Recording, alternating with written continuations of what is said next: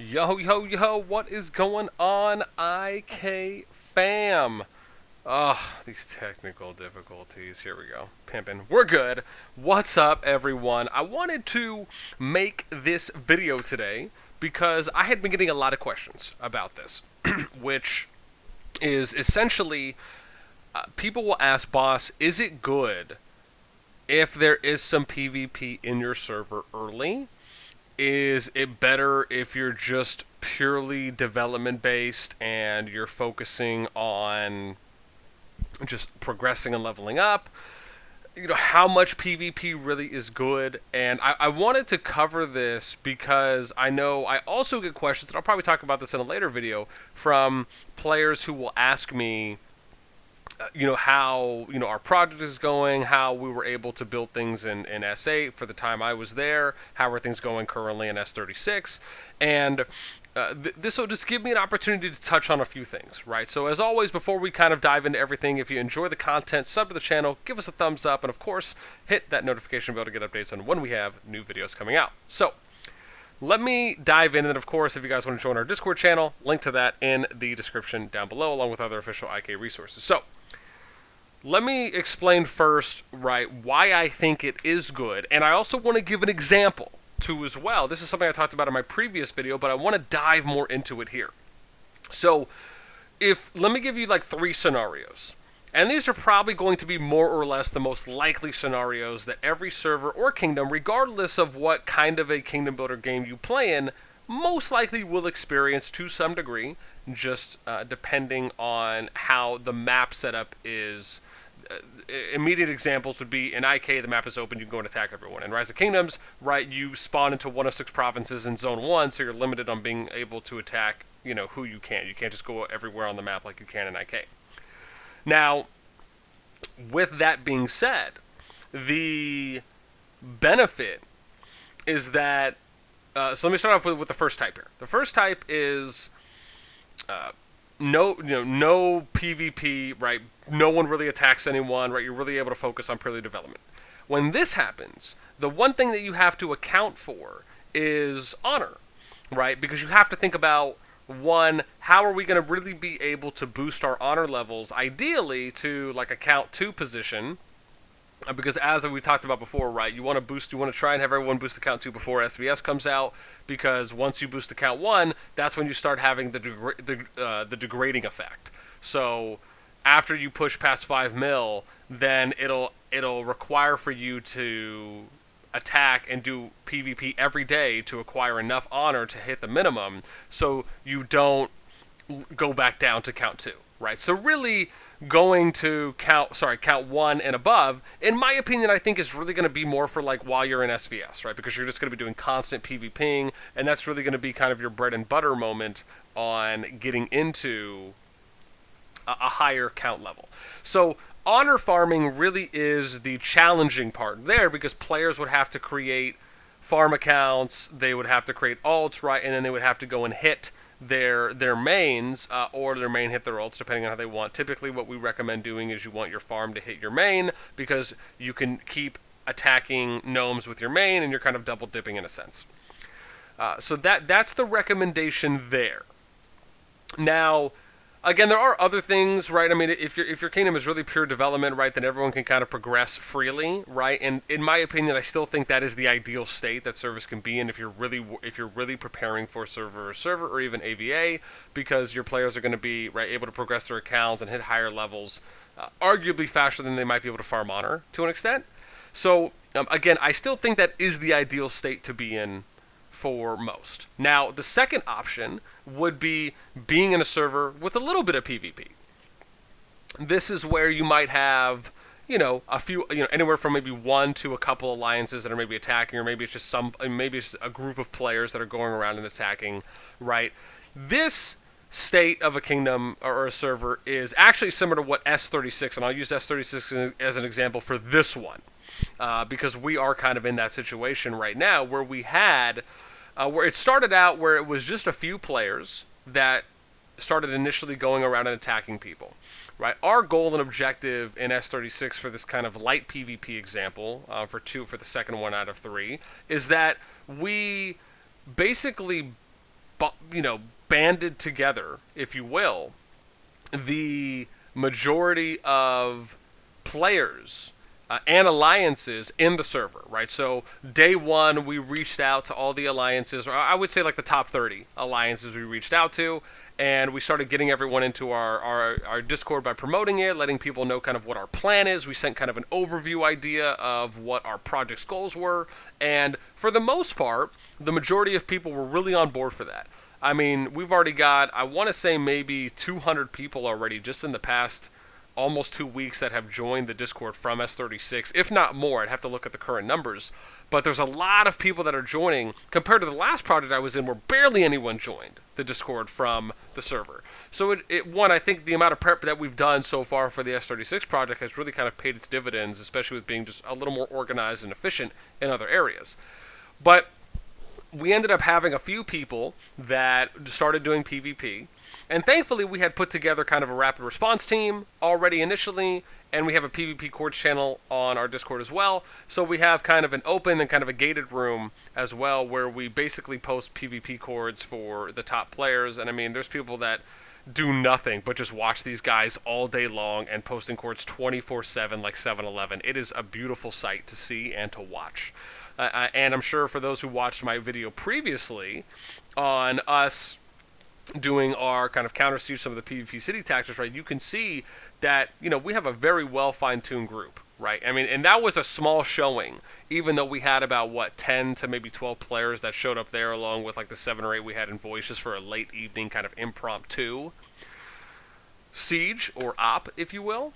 And so, but anyways, without getting too off topic, the point here is that when you have a little bit of PvPing, as we did in 36, where it started out as just a few players, and then those players kind of got into lead positions or officer positions, and then they started telling their alliances to fight. And though I'm not going to get into like the whole propaganda semantics of it all, the short version is they told their players, hey, you need to fight against the Syndicate family, right, which is our a group of 8 alliances, and then any of our allies, right, that they ended up hitting, which they ended up hitting other people as well outside of the Syndicate family alliances. With that, I want to talk about the kind of the great part here about what it creates is that, one, it is really a blessing in disguise.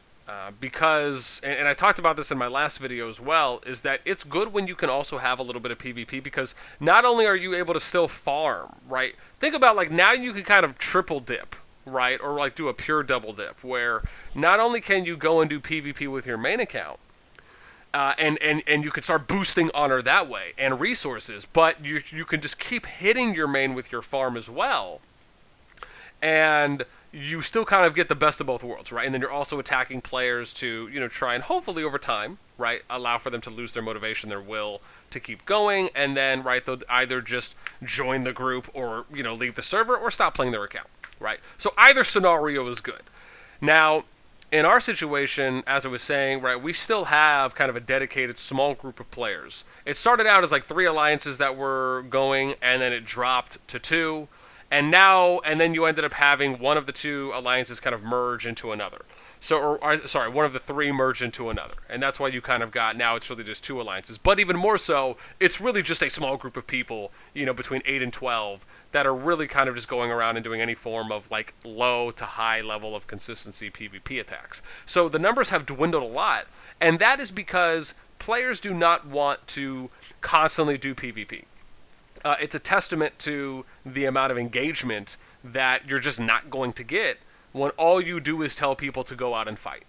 Right now, and this is like really from your free-to-play majority base. These players are not going to want to do nothing but just fight all day long in a server that is not in SVS, right? You're just developing your home kingdom, right? This is where you all live. You're all growing up together, right? And that's really how it has to be viewed as.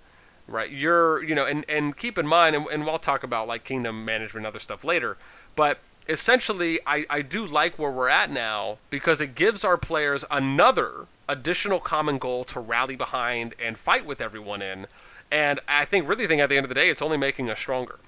Right, we get free honor from players that are doing nothing but attacking. We get multiple targets now because they've put their alliances essentially in harm's way by kind of calling this, by saying that they want to go and fight and have this war. And so it gives, and then it also allows for us to educate our players and inform them on good PvP education and tactics and strategies earlier than we normally would have. So it's really a big win when you're doing the light PvP. Now, let's get into the third scenario, which is, right, I could talk about maybe server 9 or server 11, right? These were some things that happened in some of those along with others where it was just kind of super chaotic in the beginning, right? It was just kind of PvP, Hunger Games, last person standing, right? Unless you find some wild, death berries in a forest and, you're trying to hit that duo win. But the point here is that if you're going into another server that is extremely heavy PvP, then your options on PvP on server development and progression are going to be a little more limited.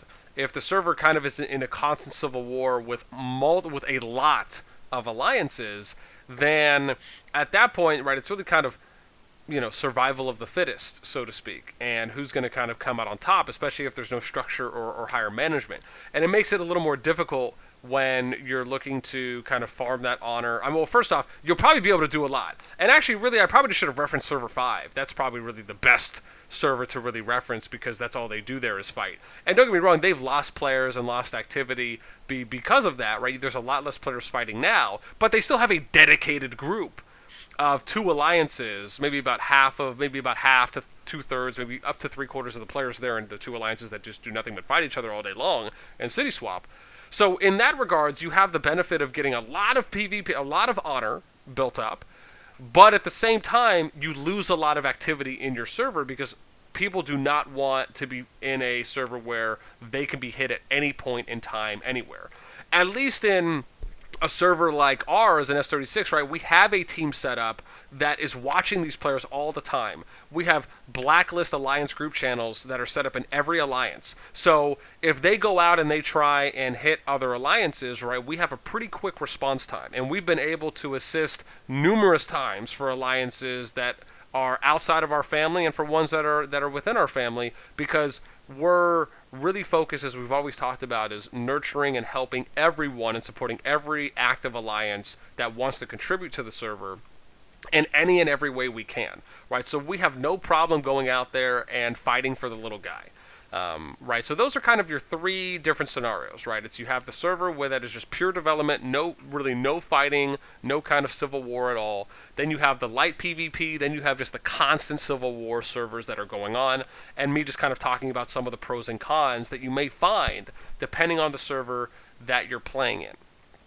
And so, like I said, I hope this video at least provides a little bit more of insight, because you never really know what you're going to get when you go into a server. That's one of the benefits of why you have jumper groups, so to speak, that are really created, because they're, in my opinion, if you have a good project that has a good direction, good management, and people that are joining really believe in what the goal is for that project, it can be a blessing, a godsend to you getting into a server and having, somewhat of day 1 to day 2 established order, right, and structure in the server. Because at the end of the day, right, it's all about player retention. It's all about how are you going to keep as much player activity in your server as humanly possible. Because that is only going to set your server up to be in a better position for SVS. And I feel like a lot of players that are just new to the game, new to Kingdom Builders, one, they don't know that, because they just don't know what they don't know, right? If they're not familiar with those things, they would have to take some time to learn it. For players that have played Kingdom Builders before, and they just, maybe they know a little bit about it, but maybe not enough to really purely understand. Because, I'll even see people post in World Chat still, in Kingdom Chat, in multiple servers that I've been in IK, just, saying like, hey, why are you guys trying to control this? Or why are you trying to dictate that? Or why are you making decisions here? And players, and that, like I said, players who just don't have enough knowledge or experience in Kingdom Builders don't know how volatile servers are, especially if there is no structure and order, and even more so if you don't come in with a group and players don't take the time to reach out to other leads and other alliances. And then even further than that, down that rabbit hole, will those alliances that are all kind of individual or solo family based even be able to come to a common goal, right? Will all of them speak the same language? Will they be international, right? Are there language barriers? I mean, we've had that in every server I've played in. So, again, there's a lot to think about, right? I'm sure I've touched on a couple different subjects, but I really just wanted to talk about the three main types of servers or kingdoms that you may experience and find, and some of the pros and cons there when it comes to kind of the honor farming, doing the PvP, and then some of the options that you may have. So I would love to get any feedback, right? Are you in a server that kind of falls into one of these categories? And if so, right, how are you managing? What do you notice? Does it kind of line up with what I'm saying? Is it different, right? Any feedback and all for comments, again, I'd love to engage in some conversation down below. So feel free to post there. And until next time, I'm out. Peace.